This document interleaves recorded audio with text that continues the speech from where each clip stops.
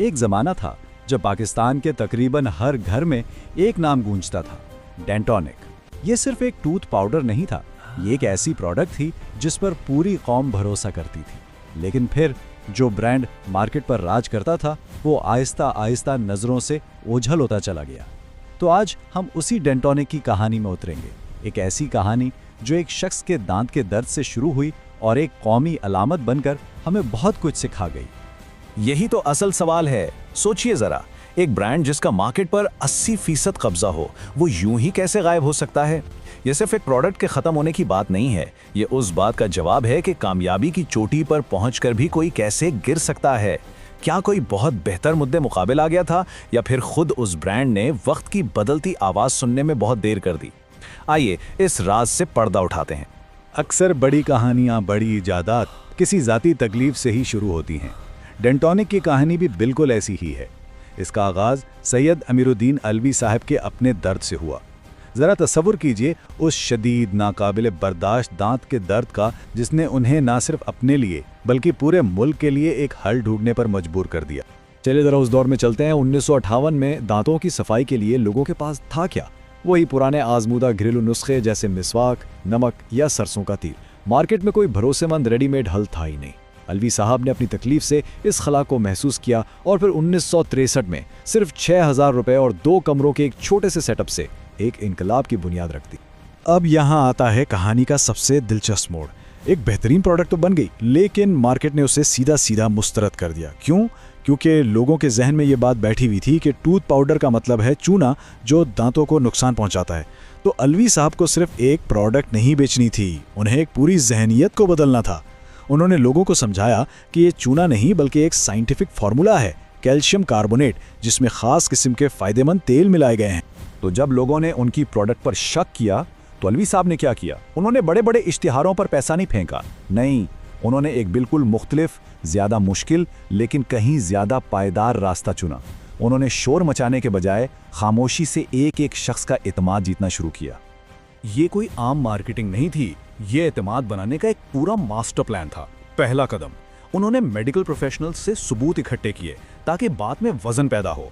दूसरा कदम, डॉक्टरों के जरिए उन मरीजों को मुफ्त सैंपल्स दिए गए जिन्हें उसकी सबसे ज्यादा जरूरत थी, यानी जिनके मसूड़ों से खून आता था। और फिर तीसरा कदम, जब उन मरीजों ने सिर्फ 2 से 3 हफ्तों में हैरान कुन नताइज देखे तो वो खुद ब्रांड के सबसे बड़े सफीर बन गए। और फिर ये बात जंगल की आग की तरह फैल गई। और फिर आया वो मास्टर स्ट्रोक जिसने सब कुछ बदल के रख दिया। अलवी साहब ने बड़ी बड़ी फार्मेसीज को टारगेट नहीं किया, उन्होंने हर मोहल्ले के दिल को टारगेट किया, यानी पान की दुकान को। मुल्क भर में 15,000 पान शॉप्स पर डेंटोनिक रखवाकर उन्होंने इसे सिगरेट या माचिस की तरह हर किसी की पहुंच में दे दिया। इन तमाम ज़हीन हिकमत अमलियों का नतीजा ये आपके सामने है। 1990 तक डेंटोनिक ने टूथ पाउडर की 80% मार्केट पर कब्जा कर लिया था। एक लम्हे के लिए इस पर गौर करें, यह सिर्फ एक प्रोडक्ट नहीं रहा था, ये एक कौमी आदत बन चुका था, हमारी जिंदगी का हिस्सा बन चुका था। लेकिन कहानियों में अक्सर एक लेकिन जरूर आता है। जैसे ही डेंटोनिक्स अपनी कामयाबी की चोटी पर पहुंचा, मार्केट में एक खामोश तूफान उठ रहा था। ये कोई नया टूथ पाउडर नहीं था, ये एक बिल्कुल नई सोच थी, एक नया तर्ज जिंदगी था जो टूथपेस्ट की शक्ल में दरवाजे पर दस्तक दे रहा था। ये 2 अलग अलग दुनियाओं का टकराव था। एक तरफ था डेंटोनिक जो एक काबिल एतमाद तिब्बी हल था, एक दवा की तरह। दूसरी तरफ थे कोलगेट और क्लोजअप जैसे बैनुल-अक़वामी ब्रांड्स जो सिर्फ दांत साफ करने वाली प्रोडक्ट नहीं बल्कि एक लाइफस्टाइल बेच रहे थे, जदीदियत, एतमाद और एक रोशन मुस्तकबिल का वादा। चमकदार इश्तिहारात, अलग अलग फ्लेवर्स, ये एक बिल्कुल नई दुनिया थी। और यहीं से एक नस्ली फर्क पैदा हो गया। नौजवान नस्ल के लिए टूथ पाउडर ओल्ड स्कूल बन गया, पुराने जमाने की चीज। ये बिल्कुल वैसा ही था जैसे आज कोई एक क्लासिक कैसेट और स्पॉटिफाई का मुकाबला करे। एक पुरानी यादों से जुड़ा काबिल एतमाद था, जबकि दूसरा नया, दिलचस्प और मुस्तकबिल की अलामत था। डेंटोनिक इस तकसीम की गलत संत में फंसकर रह गया था। ऐसा नहीं कि डेंटोनिक ने इस बदलती लहर को महसूस नहीं किया, उन्होंने मुकाबला करने की कोशिश भी की। लेकिन कहानी यहाँ एक अफसोसनाक मोड़ लेती है, जहाँ एक लेजेंड का जवाल शुरू होता है। क्योंकि कभी कभी सिर्फ कोशिश करना ही काफ़ी नहीं होता। 2002 में उन्होंने अपना टूथपेस्ट लॉन्च किया। कागज पर तो मंसूबा बहुत मजबूत लगता था, कई वेरिएंट्स, कम कीमत, लेकिन हकीकत में क्या हुआ? पैकेजिंग ऐसी थी जैसे माजी से निकल कर आई हो। मार्केटिंग का नामो निशान तक नहीं था। और सबसे बड़ा मसला, लोगों के जहन में डेंटोनिक अभी भी एक टूथ पाउडर ब्रांड ही था। वो इसे टूथपेस्ट के तौर पर कबूल ही नहीं कर। जरा इन नंबर्स को देखें। 1990 में टूथ पाउडर का मार्केट शेयर 80% था और 2012 तक ये गिरकर सिर्फ 30% रह गया। ये तो ऐसा था जैसे डेंटोनिक के पैरों तले से जमीनी खिसक रही हो। शहरी इलाकों में टूथ पाउडर का इस्तेमाल तकरीबन खत्म हो चुका था और दुनिया बहुत आगे निकल गई थी। और फिर मसाइल का एक ना ख़त्म होने वाला सिलसिला शुरू हो गया।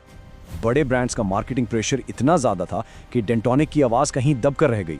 सप्लाई चेन में मसाइल आने लगे और आखिरकार वो वक्त भी आया जब दुकानदारों ने भी इसे शेल्फ से हटाना शुरू कर दिया। जो ब्रांड एक रॉकेट की तरह ऊपर गया था वो अब तेज़ी से नीचे गिर रहा था। आखिर में डेंटोनिक की कहानी हर ब्रांड के लिए एक बहुत बड़ा सबक है। सिर्फ एक बार लोगों का मसला हल करना काफ़ी नहीं होता। आपको मुसलसल सुनना पड़ता है, मुसलसल खुद को बदलना पड़ता है, क्योंकि आपके सारिफीन की ज़रूरियात और ख्वाहिशात कभी एक जगह नहीं रुकती। तो आखिर में ये सवाल हमारे लिए है कि असल में ज़्यादा कीमती क्या है? एक शानदार प्रोडक्ट जो माजी में बहुत कामयाब थी, या एक ऐसा ब्रांड जो वक्त के साथ साथ अपने लोगों की आवाज़ सुनता है और ख़ुद को बदलता रहता है? क्योंकि मार्केट में वही जिंदा रहता है जो सिर्फ अपनी नहीं बल्कि अपने सारिफीन की सुनता है।